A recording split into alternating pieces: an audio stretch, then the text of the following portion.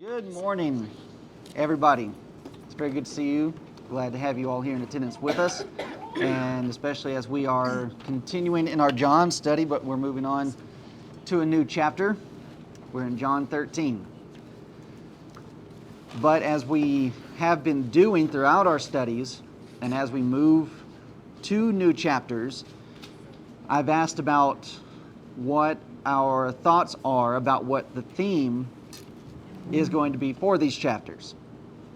Now, I know in different Bibles you have headers that are given to us to kind of give us a hand, a help to know what's coming up in the chapter, and there's nothing wrong necessarily with those. But even as we go through our studies and we think about certain chapters that are in the Bible, even we start generating our own thoughts about, well, okay, this is what this chapter is about. Romans 6, we've been discussing a good bit in our John studies and sermons, and okay, that's baptism and how to influence people about it. Okay, that's there, but that's not really what the chapter's about.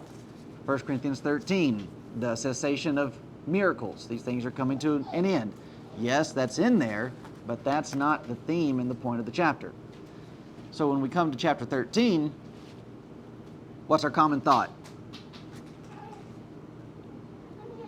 What's the chapter about? Washing feet. Huh? Jesus washing feet. Jesus washing feet. Okay, Jesus washes the disciples' feet. Okay, that's in there. But is that the theme? What is that? So as we've been going through our John study, we've been making emphasis on the fact that John is referencing to signs.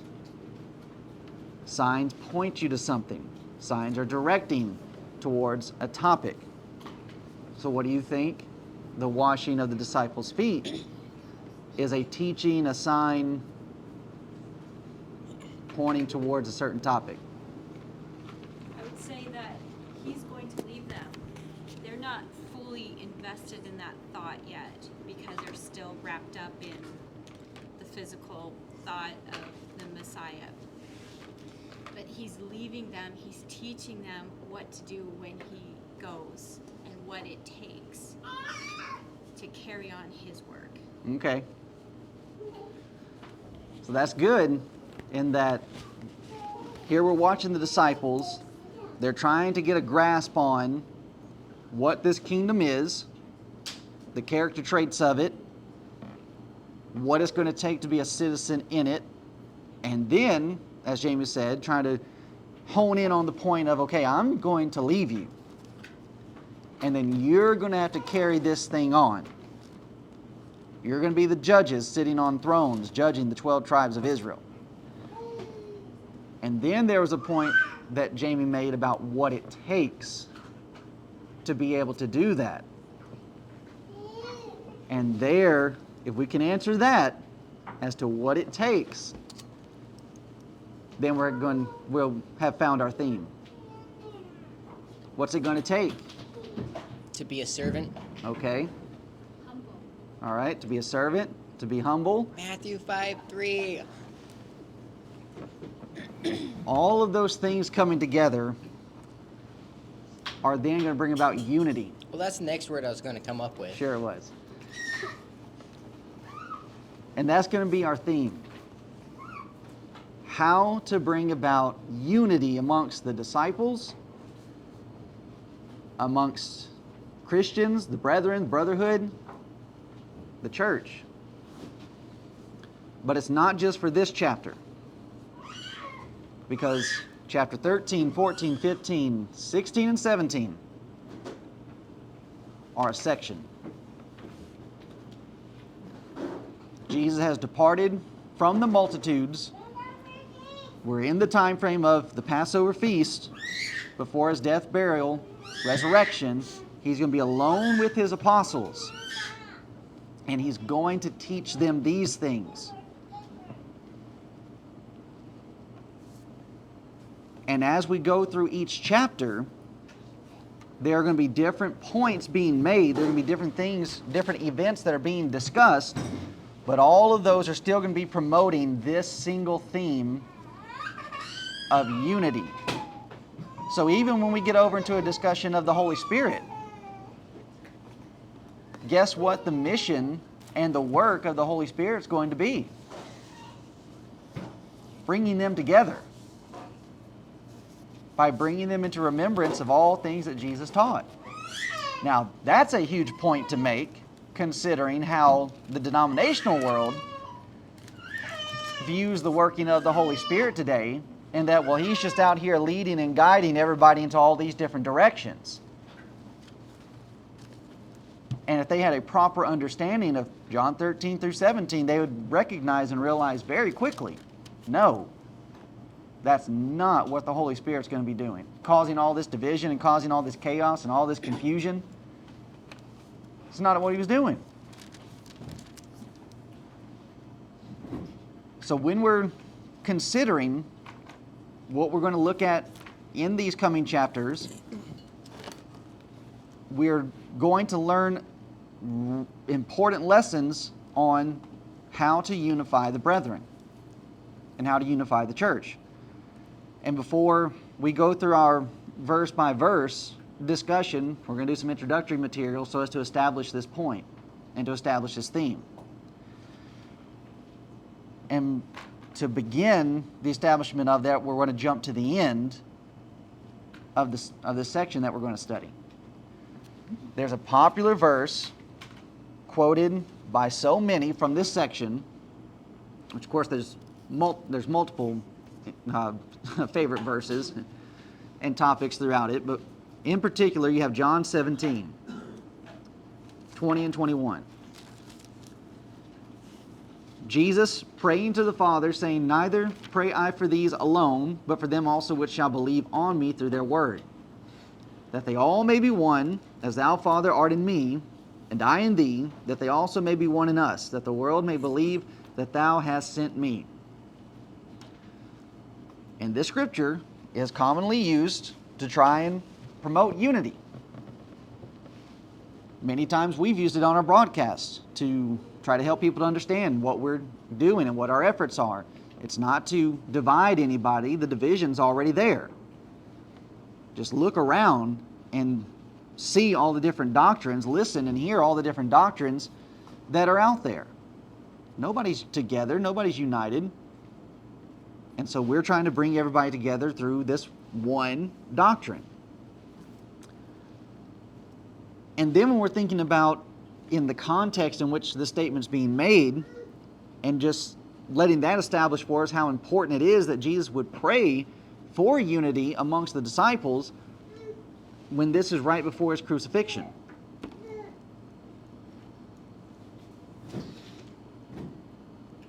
And the reason why we have seen so much splintering and so much division and so many schisms, not just in the denominational world, but even within the Church of Christ,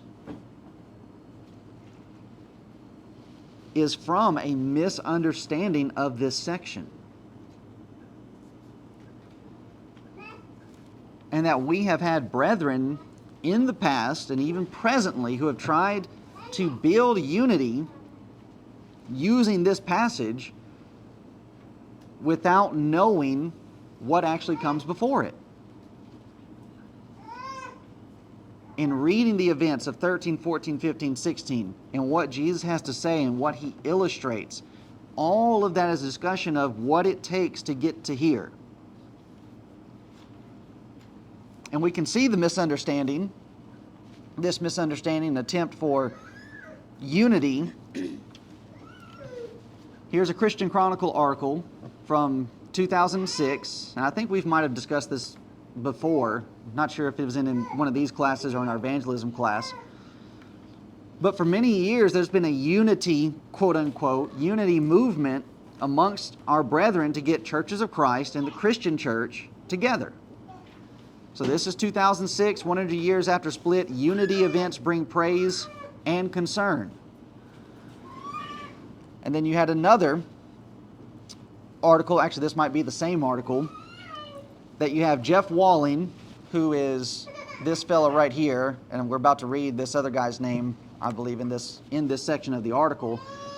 But the article says, in an emotional display of love and acceptance, several prominent leaders of a cappella churches of Christ and instrumental Christian churches joined Walling and Stone in exchanging personal Bibles.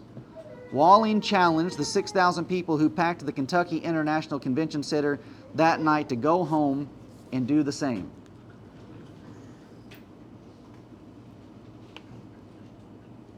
So here they are, and they're trying to bridge this gap.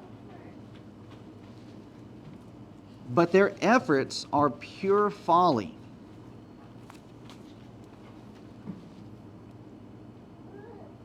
And vain, because these efforts are void of what's needed from these chapters that we're going to go through. If quote-unquote unity is reached without one side giving something up, then you don't have unity, you have compromise. And truth is not winning in this situation. And so we need to think carefully about this section.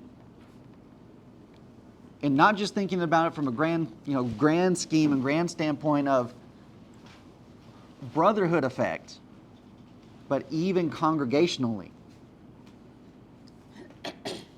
with us, and making sure that we're going to be able to move forward and to progress and to have the kind of unity that Christ is trying to teach here. Now, this is not new to our studies. It's what we've been trying to do ever since we started studying together. But one of the things that's going to be at the foundation of this, in trying to achieve unity, we will have to change our attitudes.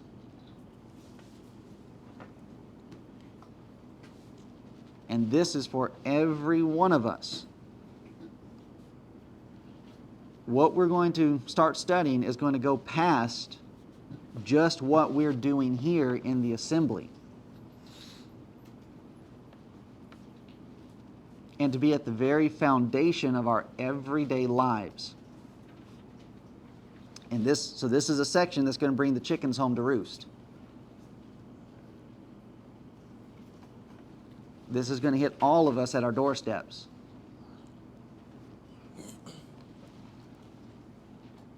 And that there are some things that, we might need to,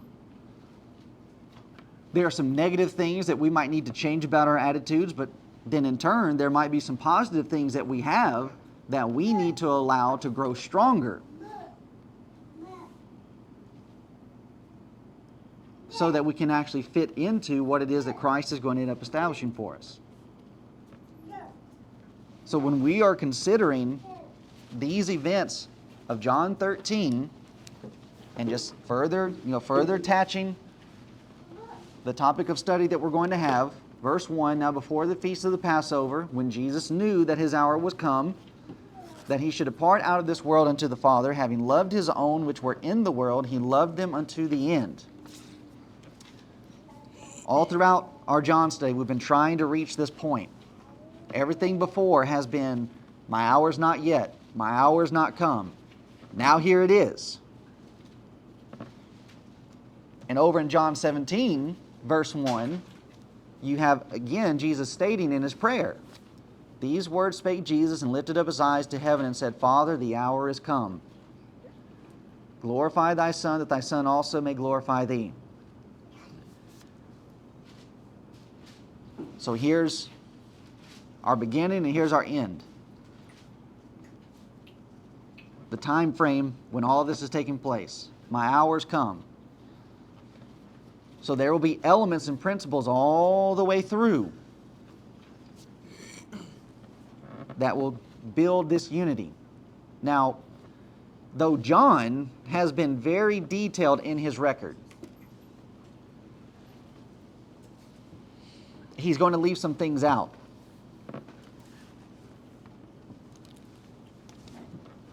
And we'll have to read from some other accounts to be able to get a grasp and a proper view of the scene as to why this is happening.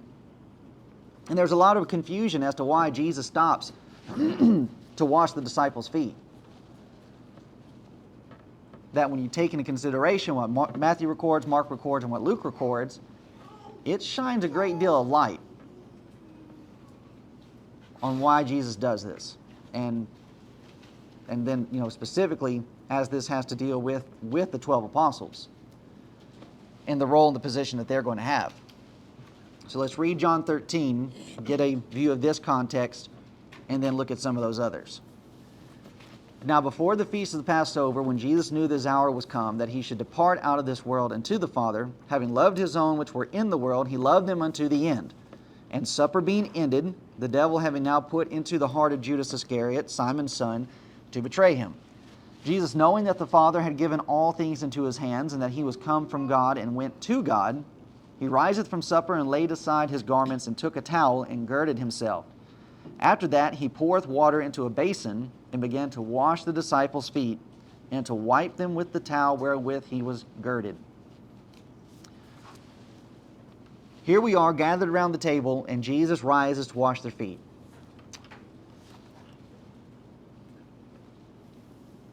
And the question has to be raised, why is he doing this?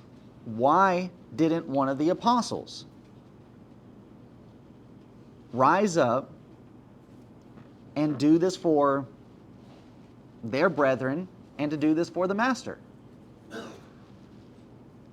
Why is it that Jesus is having to do this at this time and at this hour? And it could be that you already know, because we've discussed this before. We dealt with this in our Matthew study. What's going on with the apostles at this time that Jesus has to get up and do this? They're squabbling about who's first in heaven. Okay. The apostles are upset with each other. As James said, there's a squabbling, there's a bickering and fighting going on amongst the group. And we get a picture of that in Luke chapter 22 and verse 13. They went and found as he had said unto them, and they made ready the Passover. So we're in the same time frame, we're in the same event. When the hour was come, he sat down and the 12 apostles with him. Nobody else around. Just Jesus and the 12. And he said unto them, with desire I have desired to eat this Passover with you before I suffer. You drop down to verse 21, and then we have this discussion. But behold, the hand of him that betrayeth me is with me on the table. And truly the Son of Man goeth as it was determined, but woe unto that man by whom he is betrayed. And they began to inquire among themselves which of them it was that should do this thing. And there was also a strife among them, which of them should be accounted the greatest. Here we are in the midst of this feast. They're around the table, they're eating together.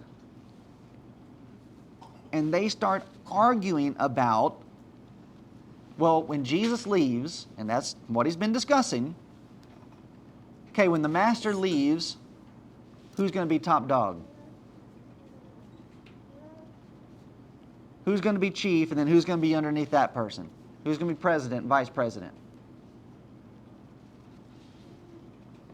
And this explains, this is part of the reason why the apostles have sat down at this Passover feast with dirty feet. And it's because they have dirty attitudes.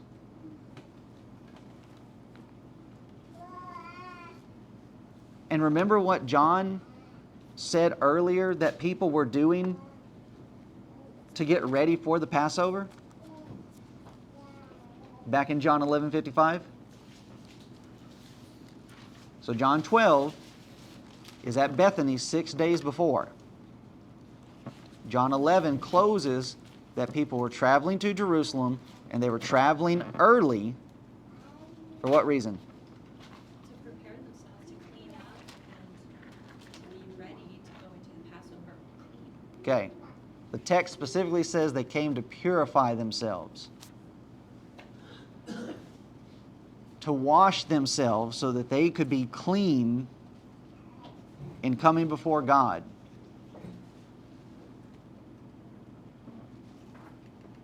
And in the midst of all of that, with those kinds of things in mind, that okay, we've got to wash so that we're clean, we can't come before God dirty, and yet not one of the apostles would get up to serve the other because of this mindset. When this needed to be done, instead of somebody just stepping up and taking charge and saying, oh, well, I'll do it, everybody's sitting around and looking at the others, well, who's going to do it?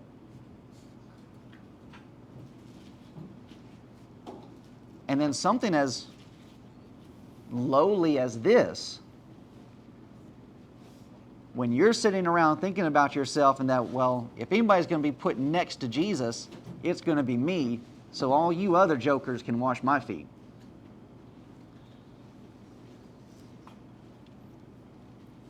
And that here's something that needs to be done and it's just neglected. Yes, ma'am. I would just say that this is right after Mary has taken upon herself to wash his feet, and everything that she did, they just had that example of the perfect disciple. Right. They should have sent for her. Yeah, she'll do it. But that's exactly right. Again, not perceiving. Huh? Again, not perceiving. So here's each one lounging back in their pride and refuse to do anything about what's needing to be done. But then Jesus has this to say as they're fighting amongst each other about who's going to be the greatest. He said unto them, the kings of the Gentiles exercise lordship over them, and they that exercise authority upon them are called benefactors. But ye shall not be so, but he that is greatest among you, let him be as the younger, and he that is chief, as he that doth serve. For whether is greater, he that sitteth at meat, or he that serveth? Is not he that sitteth at meat? But I am among you as he that serveth. So he makes the comparison of what they're doing and their line of thinking to the actions of the Gentiles. You don't do that to Jewish people. That is a slap in the face. They would have hated this connection. But Jesus is trying to drive home the point. You are all brethren of the house of Israel. Majority of them came from the same tribes. And so he's pointing this out. You're all brethren. Act like it. And then he applies this lesson to himself by raising the question. For whether is greater, he that sitteth at meat or he that serveth? Well, that's a rhetorical question because obviously, in the physical realm, the one that sits is the one that's the greatest. That's common sense. Here's the greater one, the lesser one is serving. But then he says about himself, but I am among you as he that serveth. If anyone deserved to be sitting and eating and being the greatest one at the table, it would have been Jesus. But yet he says that I'm among you as he that serveth. And we wouldn't know, we would not have a good picture of what he means if we did not have John 13. Because as this is being said, what is Jesus doing? He's washing their feet. Verse 28, ye are they which have continued with me in my temptations, and I appoint unto you a kingdom, as my Father hath appointed unto me, that ye may eat and drink at my table in my kingdom, and sit on thrones judging the 12 tribes of Israel. This is why Jesus rose up to wash their feet. He's teaching a lesson. In the night that he is to be betrayed, to be tried, and he gives them a sermon. Now let's go over to Mark chapter 10 and get another point of view, another aspect as to why all of this is happening. And I need to change some things around on my screen if I'm actually going to be able to read this with you. And I want to read it with you. So please hold. Dead there?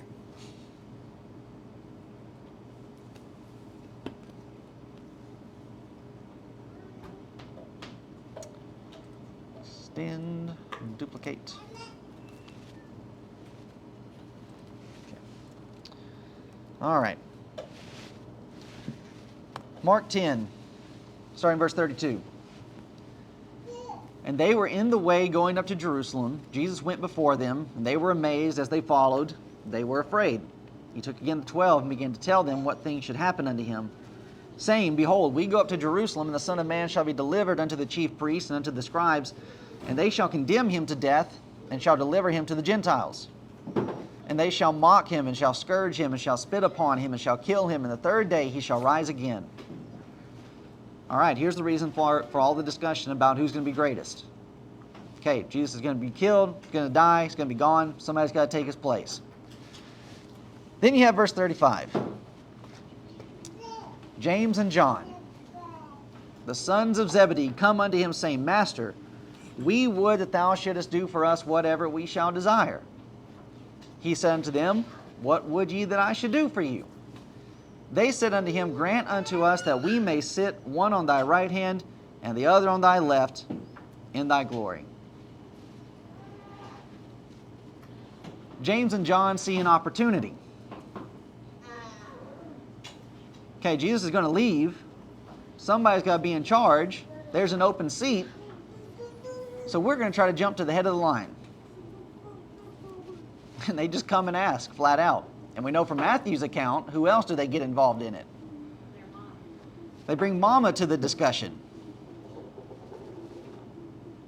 Jesus said unto them, Ye know not what you ask. Can ye drink of the cup that I drink of, and be baptized with the baptism that I am baptized with? This is in reference to his suffering. Oh, you want to be in charge? You want to lead? You better get ready to suffer. They said unto him, We can. Jesus said unto them, Ye shall indeed drink of the cup that I drink of, and with the baptism that I am baptized withal, shall ye be baptized. They don't know what they're saying. They are as clueless as could be. Then verse 40, But to sit on my right hand and on my left hand is not mine to give, but it shall be given to them for whom it is prepared. And then verse 41. When the 10 heard it, they began to be much displeased with James and John. But Jesus called them to him and saith unto them, Ye know that they which are accounted to rule over the Gentiles exercise lordship over them, and their great ones exercise authority upon them. But so shall it not be among you, but whosoever will be great among you, among you shall be your minister. Whosoever you will be the chiefest shall be servant of all. For even the Son of Man came not to be ministered unto, but to minister, and to give his life a ransom for many. Now let me revert my screen back here.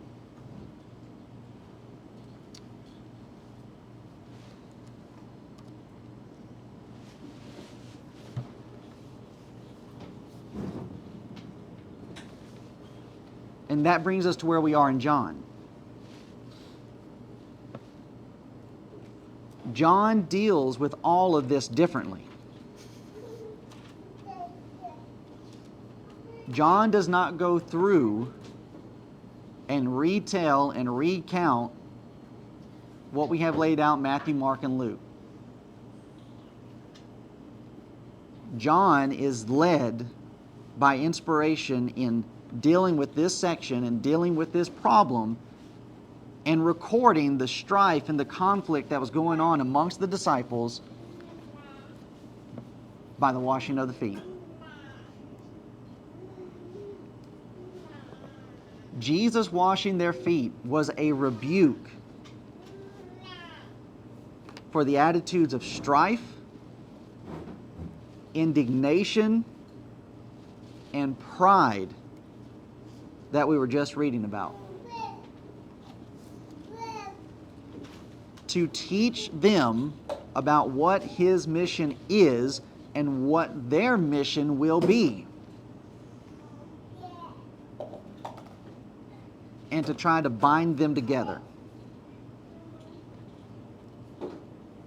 And we'll be shown here in just a little bit when we get to the end of our presentation, if they are not going to learn this lesson, and if they're not going to change, it would be impossible for them to be his disciples.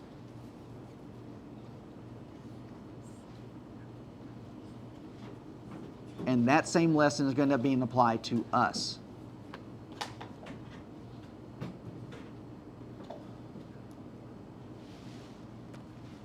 So what we have here is going to be, it's an illustration and it's a sermon of being a humble servant.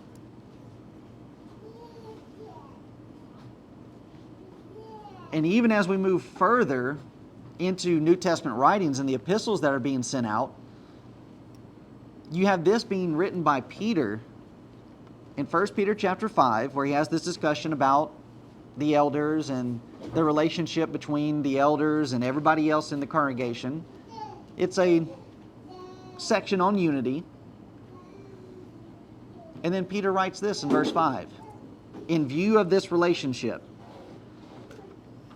likewise, ye younger, submit yourselves unto the elder. And then he says, yea, all of you be subject one to another. And be clothed with humility, for God resisteth the proud and giveth grace to the humble. Humble yourselves, therefore, under the mighty hand of God, that he may exalt you in due time, casting all your care upon him, for he careth for you. No doubt that as Peter is being led by inspiration to write these things to these brethren, he has this night in John 13 in mind. And especially when we're thinking about this word here, to be clothed with humility. Doesn't somebody out there have ASB or New ASB? What do you want? 1 Peter 5:5 in the word clothed.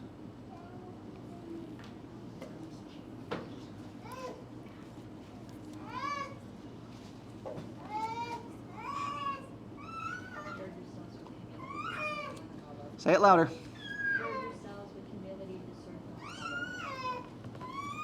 Did you guys hear it?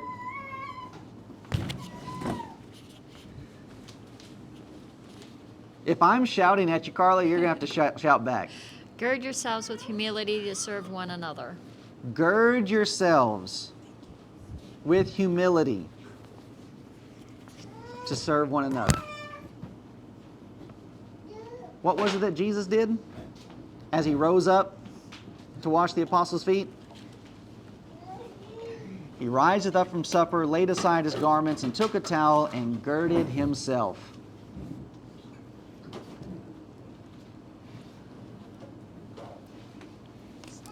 And then, when you dig into that word that's being used to describe this, the girding of himself, and especially considering that he laid aside his garment. which we know moving forward in the crucifixion account, the garment that he was wearing at this time was a costly garment, so much so that the Roman soldiers did not want to tear it to pieces. But he lays that to the side and then girds himself with a towel. All of this is imagery of what a slave would do.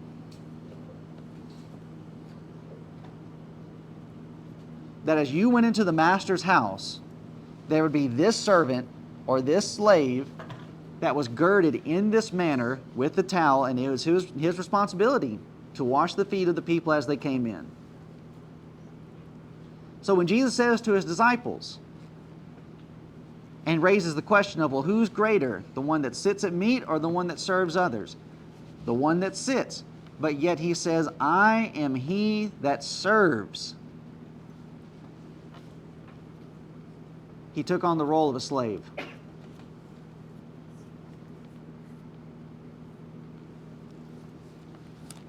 While they are arguing with one another about who's going to have their way and who's going to be in charge. What a reality check.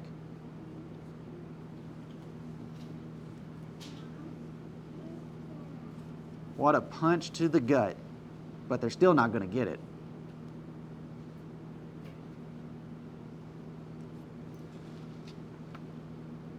And this event gets robbed of so much of its importance if we're just purely looking at it from the standpoint of, well, Jesus washes the apostles' feet. This is not just a lesson on hospitality.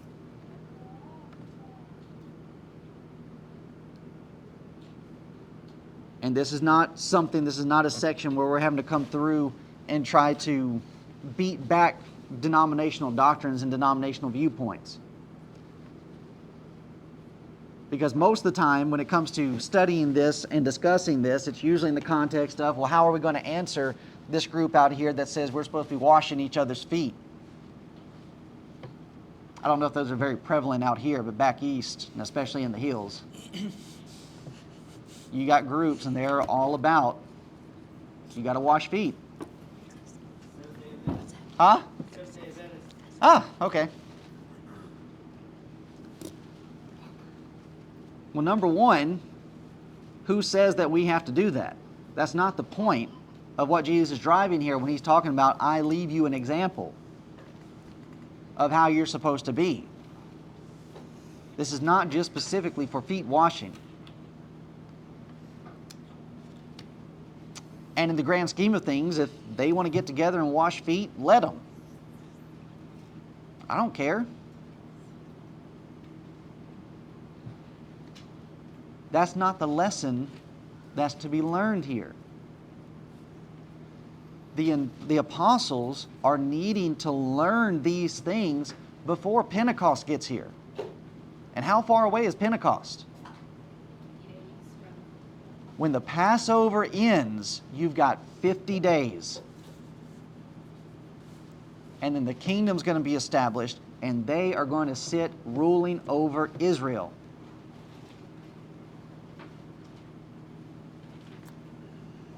So just think about that and this event as it's been laid out. They're at the Feast of Passover, the monumental feast in the nation of Israel. That's where they became a nation, brought out of Egypt. God showing his power and might against the Egyptians and Pharaoh with the 10 plagues, and that they are brought out with a mighty hand. And that all of this is a representation of how God would pass over their iniquities and their sins as he saw the blood of the Lamb on the doorpost. Here they are in the midst of this feast with God, the Son of God, in observance of this feast with them, and they have attitudes of pride, arrogance, and selfishness.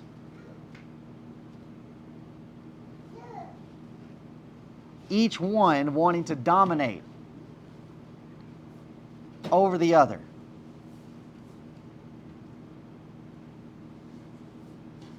There's no humility. There's no desire to serve. Not a single one of them has the effort. Including, so like when we're thinking about the one that's recording this for us. And John is described as the disciple that Jesus loved. And even he's not taking action. So you go ahead with your thought before we move on to the next. I think that this is something, obviously the apostles struggled with it, but it's something we struggle with today, of course, because it's not just like, little concepts like you're saying, like washing your feet, but it's a complete paradigm shift. Yeah. Because man is just so infatuated with status and prestige and hierarchy, and that's sort of how our cultures work. Mm-hmm. You look at the certificates on the wall. We go to university and we have all these little obstacles. We got to get these pieces of paper, and we get trophies, and we get certifications, and like that's how you advance. That's how you're worthy in society.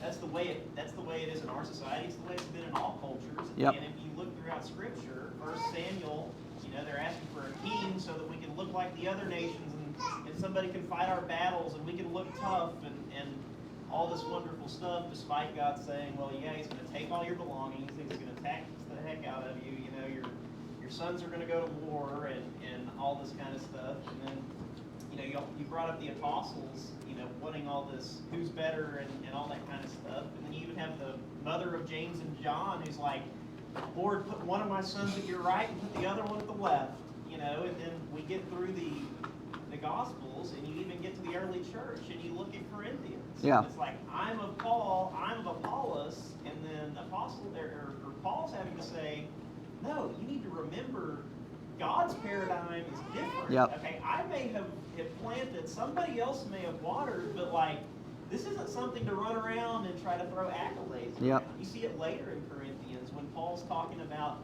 obviously it's implied, but they were wanting him to send a letter of commendation so Right. they knew that he was a really good apostle. Yeah. Like, not just one of the lower level apostles, but perhaps a really good one.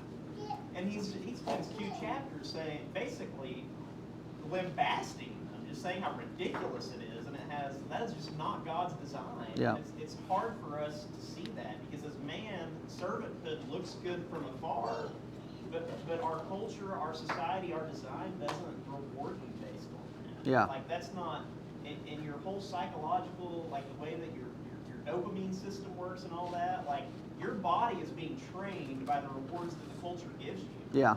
And so these are things that are like constantly, you have to keep your mind on it. Mhm. Otherwise, the environment that's training you and everything it's doing to you psychologically is going to dictate Yeah. where you go. You're going to be a slave to that, or you're going to be a slave to God. Yeah. It's one of the two. You're going to serve one of the masters. Right. And even as we dig further and thinking about the apostles and the reaction, just further application, tying on to what Miles is mentioning there, it all boils down to what we're going to be influenced by. Either we're going to be influenced by this and by what our master is trying to teach, or we're going to be led by and guided by what society says. And part of the issue that we end up having, there is that conflict amongst ourselves in that, okay, this is what society says is successful, or what you actually end up needing so as to be, let's just moving outside the realm of success and just being comfortable in this life. And then we end up spending our life chasing that.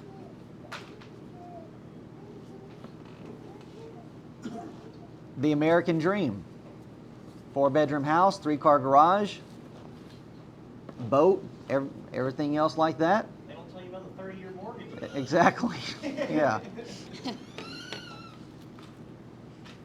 the interest that goes along with that. It's like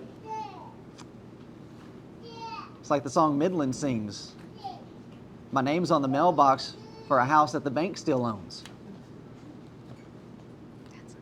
And it's just, well, that's what you need if you're going to be happy.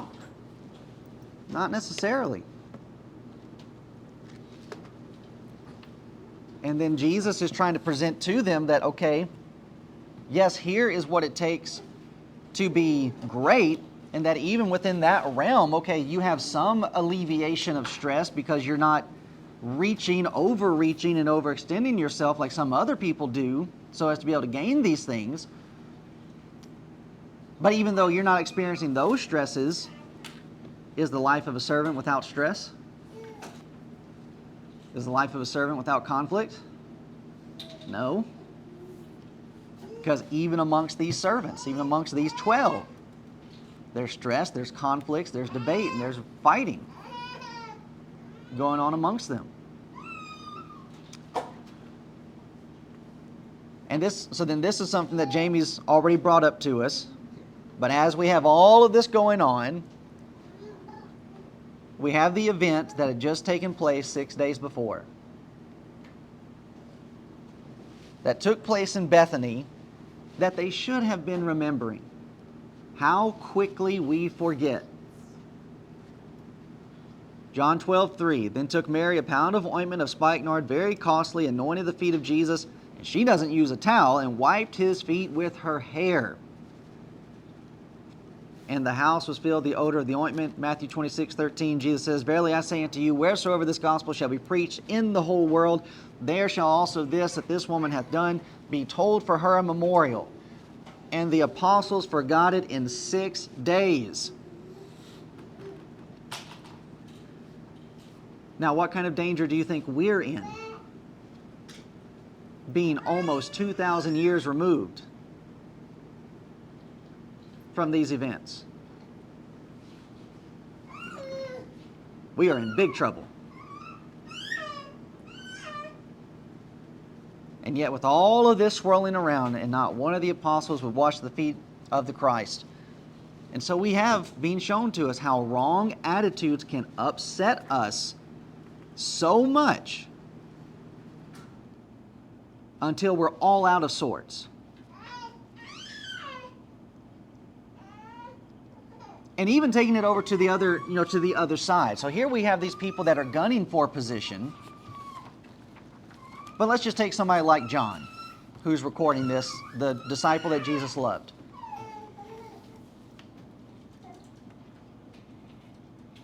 And that was somebody like him, and that kind of character that he had,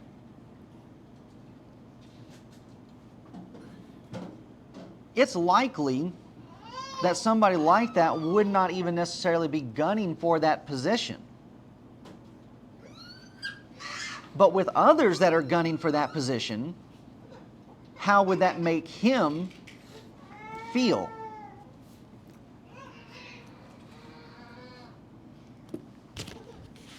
Well, just it might bring up things in him that he maybe never thought about that were not really part of his character, but those feelings come across. It's a temptation. Yeah. Like, hey, wait a second, I'm here. I'm the disciple whom he loved. I should be there first. Or even moving people into feelings of inadequacy, being threatened, because here are these people that have initiative, that have some zeal, and that they're throwing themselves out there first. And we know from Mark's account, all the other disciples, they start chirping back and forth amongst themselves about James and John. Well, who do they think they are? So on and so forth. And how that kind of stuff goes on amongst brethren. You bring in a new teacher, and how does somebody feel? Like Woody on Toy Story. Okay, all the focus is shifting. And even after Jesus raises from the dead and he's sitting down with his apostles eating fish, John's going to record for us a discussion between Peter and Jesus, to where Jesus ends up saying something about about Peter. And then Jesus and John start to walk away, and then Peter has to chime up, well, what's going to happen to him? What business is it of yours? There's that threatening element. Well, what about this guy? How about you just worry about yourself? You're all serving, you're all working together. And so when you have that mentality of 1 Peter 5:5, be ye subject one to another, then who cares? It's the Ronald Reagan quote. Look at what can be accomplished when nobody cares about getting the credit.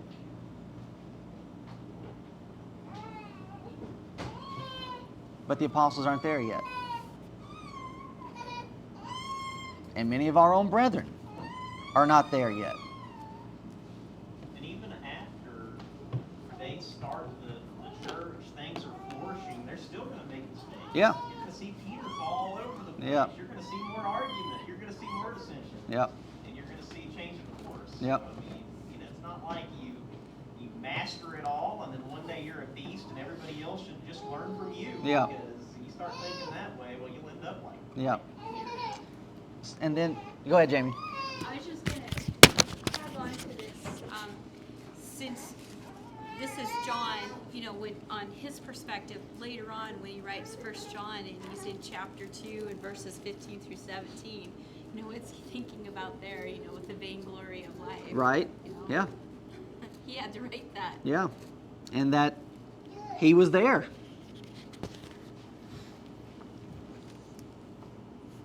So this just goes to show how powerful this can end up being towards the negative. That you'll get so caught up in these events and these circumstances that are going on, and you'll begin to overlook things that are important. Jesus already tried to teach them about self-denial. John 12:24 and 25, Verily, verily, I say unto you, except a corn of wheat fall into the ground and die, it abideth alone. But if it die, it bringeth forth much fruit. He that loveth his life shall lose it, and he that hateth his life in this world shall keep it unto eternal life. They would not listen to his words. So they got an illustration on service to others, on self-denial. And it came from Jesus himself. He practiced what he preached. So then just consider this also, as we made mention, this is all trying to get them ready for Pentecost. Here we have the 12 apostles, and we have these poor attitudes on this night.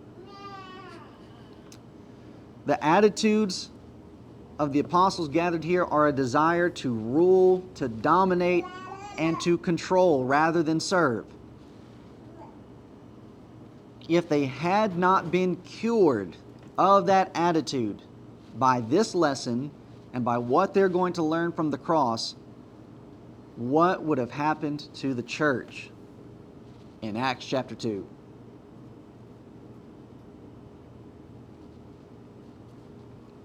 Would have, Like Corinth from the beginning, I guess. exactly. Would have never gotten started.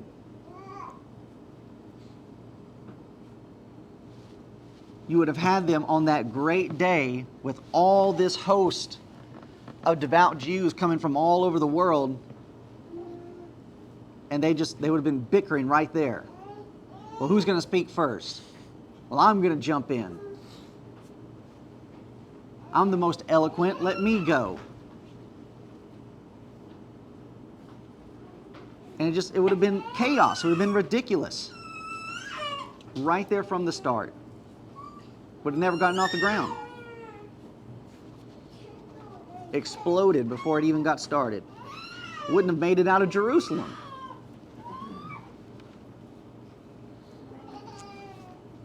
So then, to make the point of all of this, that here's what we have going on. they're going to be the ones to be in charge and to carry this thing on, how in the world could Jesus use and choose men like this that we have on this night to be the ones that are going to reconcile all of mankind back to God and one another?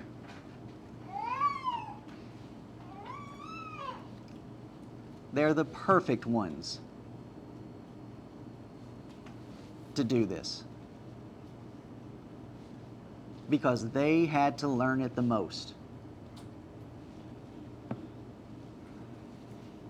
When we think about putting men in charge and men in positions of leadership,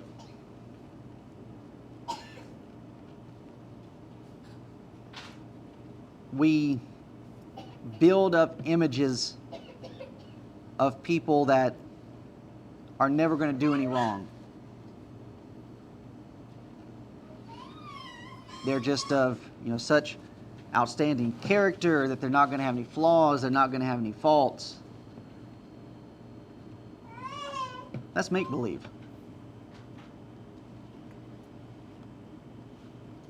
And in reality, the leaders that you're going to want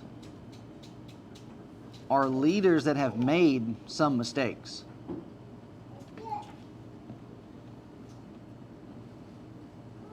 But they've been able to come back from those mistakes.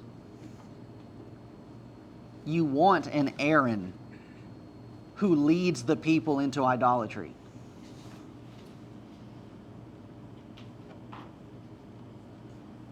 Because he is going to know what it means to receive God's grace and to receive God's mercy.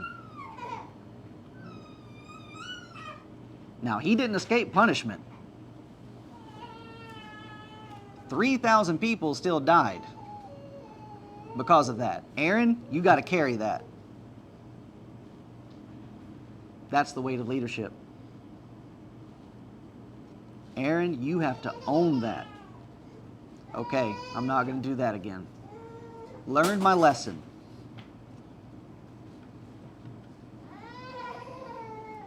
You want a leader like Moses.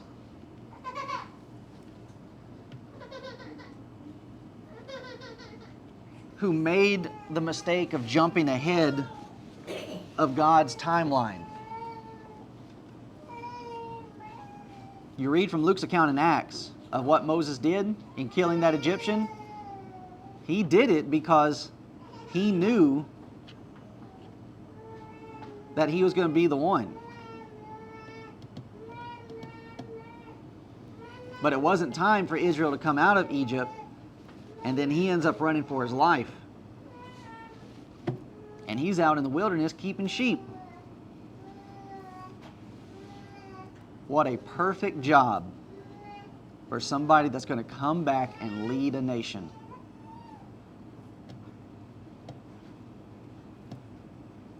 David becomes king.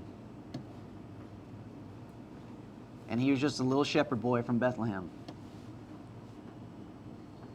And then you look at all the mistakes that David ends up making along the way. And yet he was able to stay king.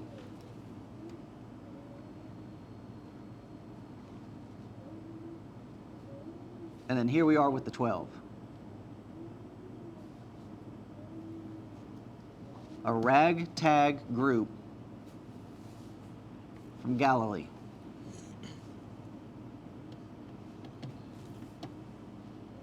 By worldly standards, not qualified.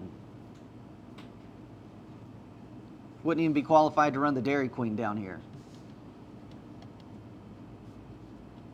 But Jesus says, I'm going to use you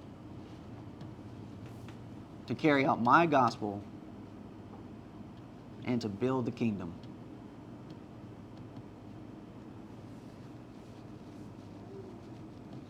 Thank God that they learned the lesson. That the point finally sunk in for them.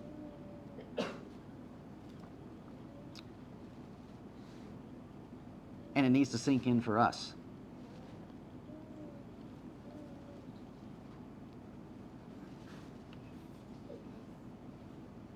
That okay, I do not need to be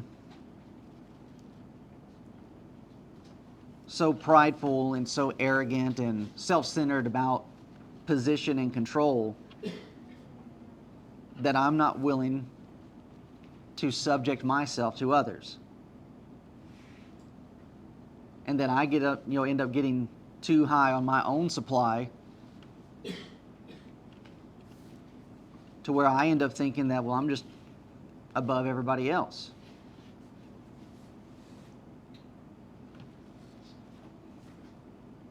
But then the other side of that coin is true as well,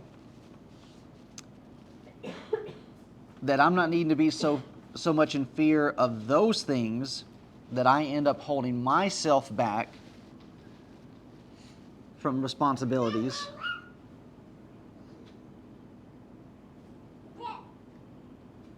and things that need to be done.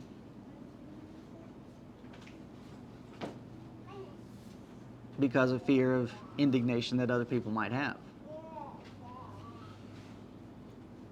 It's a balancing act all the way through for everybody involved. For the ones that want to do things, it needs to be from the motivation of a servant's heart. And not from a position like of the Gentiles or the Pharisees that, well, I just want to be seen.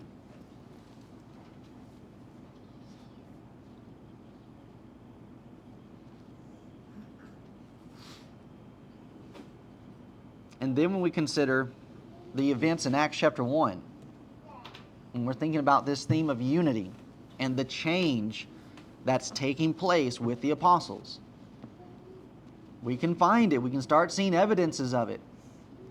After Jesus leaves, he ascends, the apostles are gathered together, and they're trying to choose somebody to take the place of Judas. Have we ever read Acts chapter 1 in view of John 13?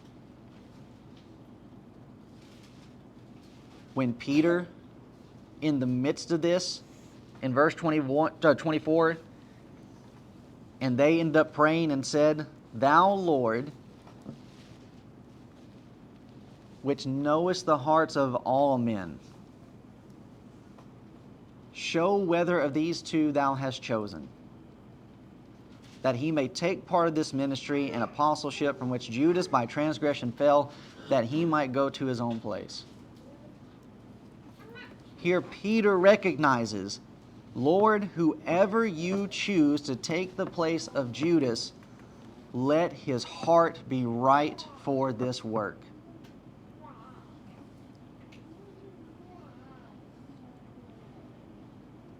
Wrong attitudes will not do.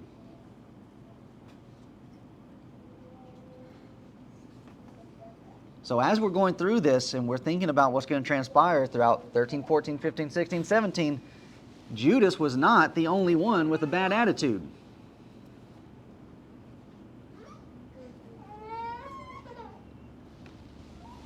But Judas would end up being removed because of his bad attitude. So, brethren, we need to realize that we have seriously hurt and seriously damaged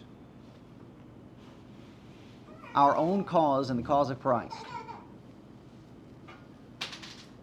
by simply quoting John 17, 20, 21 and not connecting these things together. Because how many congregations have broken apart and been splintered and been destroyed, and not by doctrinal issues? Oh, they worship the same way. They hold to many of the same points of doctrine, but yet they're not together. And it's because of the very problem that Jesus dealt with here. Here is the tap root of those problems.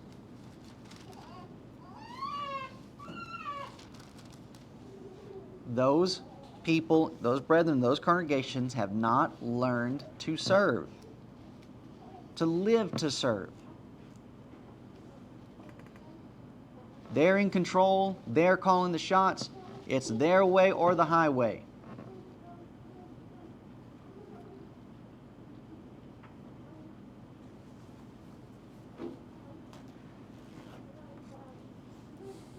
And if we're not going to learn this, then we're not going to be kept among the number. Verse 8, Peter saith unto him, Thou shalt never wash my feet. Jesus answered him, If I wash thee not, thou hast no part with me.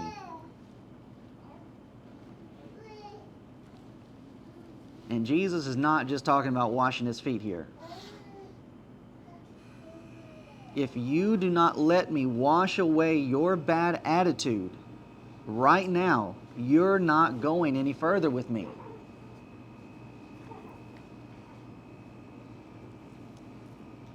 What's being said to them applies to us.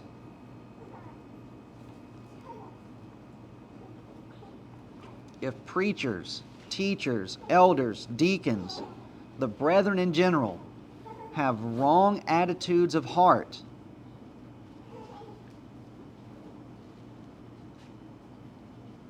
I have no part with him.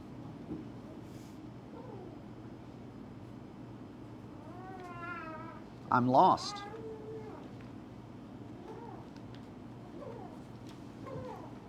Even if you stay in amongst the number, even if you stay, well, I'm in here with one of the 12, just because you're here doesn't mean you're one of us.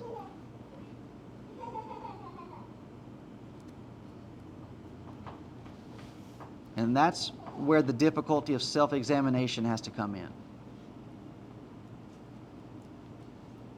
And just as Miles mentioned, this isn't the last that we're going to hear of this problem amongst brethren.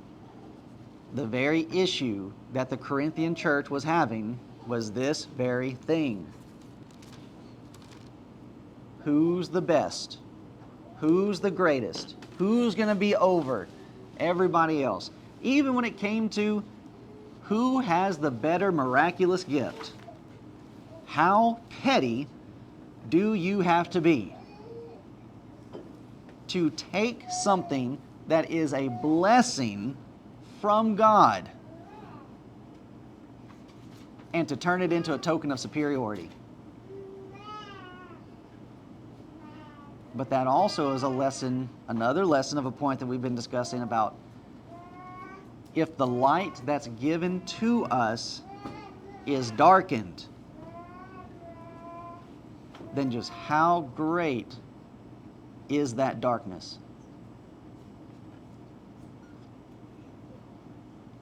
And when it comes to this stuff is powerful. And not in the good way.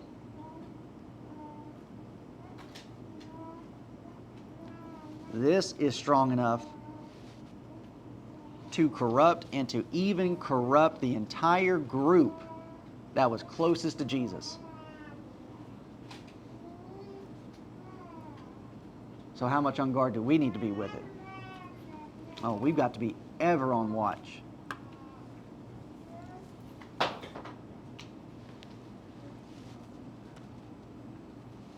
So that's our introduction into the chapter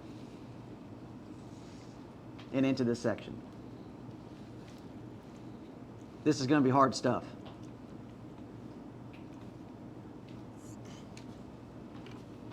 And it's going to be things that as we're going through it, we've got to fight off that desire and that tendency to think about others. Oh yeah, that fits this person really well.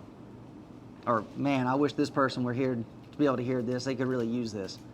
No. Think about yourself.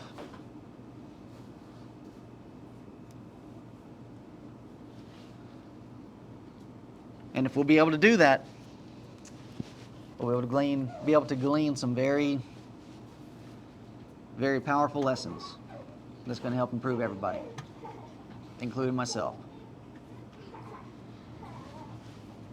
Thoughts? Closing questions? Yes, sir. Got two. I think as we're going through this, you're talk about everything that we need to do, it's just bringing my mind when people baptize children Mm.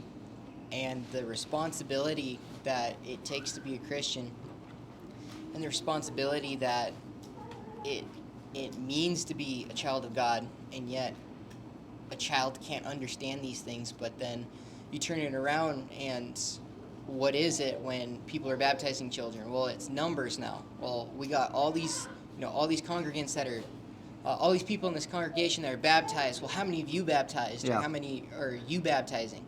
And those are arguments that get thrown around. It's like, that doesn't matter. If your heart is right, that doesn't matter. And second of all, children should not be baptized because they can't understand these things. So that's what was coming to my mind as we're going through this. And what you're mentioning there ties over to what Miles was discussing about it changes our perspective on what success is. And that, yes, we want to see people obey the gospel, we want to have baptisms, but that's not the gauge of a successful congregation or of a successful work.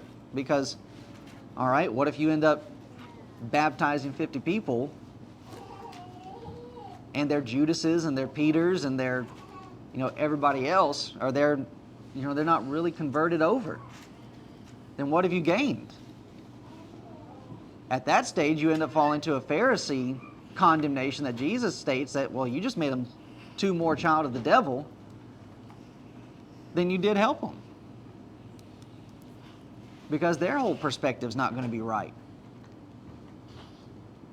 of why they're doing the things that they're doing. So yeah, it shines a light on so many different aspects of what we're trying to do for the cause of Christ and for the cause of the kingdom.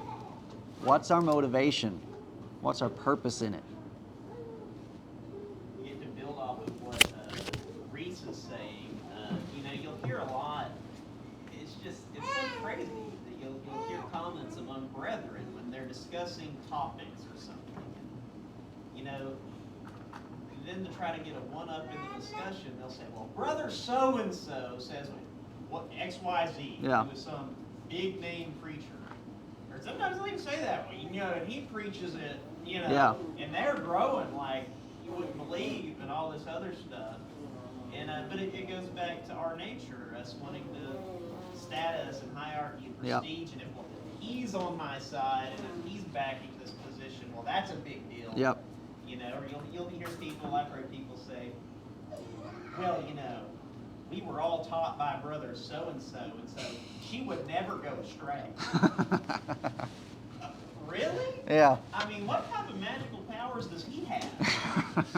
But you hear that kind of stuff Yep. among people who are seemingly well-meaning people. Right. But those ideas are still, we're constantly having to fight against that Yep. because they're completely irrational and Yep. completely not supported by God's paradigm. Yeah, for sure. But we still do it. Yep. Yeah, just how easily we fall back into those kind of things. Even until, like you're saying, being well-meaning, and I'm sure most of them even recognize this really isn't a good argument to make, but it's one that kind of sort of works. Yeah, it's a difficult thing to shake. Sounds like they had the gift of prophecy. Yeah, for sure.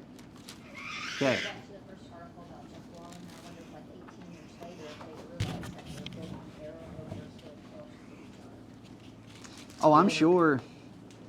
Want to repeat that? No one heard you. Yeah. Going back to the first, one of the first slides about Jeff Walling, and 18 years later, have they both realized that they're both in error, or are they still in fellowship with each other? There's so many possibilities to that. Because number one, going back to the point that Miles was making about this is how we go about in establishing what is great, and that, okay, the more people you know, the more influence that you're going to end up having. And that it's, if we continuously cut this group out, then we are robbing ourselves from that position of influence. And then the possibility of income comes into play. Oh, well, if we can actually bring these people in that we normally would not associate ourselves with, and then I can start bringing them into my gospel meeting circuit, you can make big time bucks. Now, I was not involved in very many gospel meetings throughout the Brotherhood, but there was one congregation in Kentucky, and I'm not saying this to their shame or anything to that degree. I'm very appreciative. But we had a mutual working together. They would come and help us with the tent meetings, and then there was one year they were having a gospel meeting, and they asked me to come and to present the gospel meeting. It was one of those things I wasn't even looking to get paid. It's just, hey, you've been workers with us. I want to come down and I want to work with you. But I taught one sermon, and they paid me big for that one sermon. And it opened my eyes then. And they weren't a very big congregation. They're just small backwoods congregation in Kentucky. And it struck me then. I was like, man, if that's what this group would pay for one sermon, and then let's say you divided Sundays up. Sunday morning you're at one place, Sunday evening you're at another. And you just go around doing that on a gospel meeting circuit. You can make your salary super fast in a short amount of time. And that's when it opens. Huh? What's your salary? Well.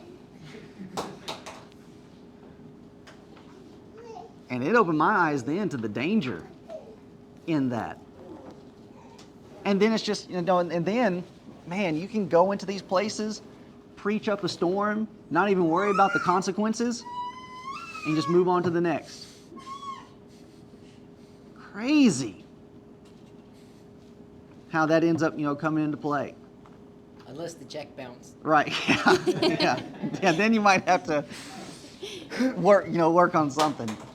But so yeah, I see all of that coming into play with the Jeff Walling and Stone and the Church of Christ, Christian Church, trying to get together. It's just, well, look at what we're robbing ourselves from. Being able to go in there and preach and get to be known, and there's an income stream, a revenue stream that's untapped on both sides. Just all kinds of things like that come into play.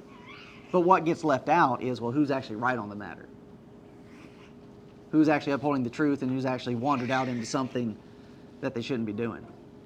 And that just gets cast out to the wayside. In that case, neither one. Right, yeah. So yeah, don't really know, but I can think of some possibilities. Okay, nothing else, and we will stop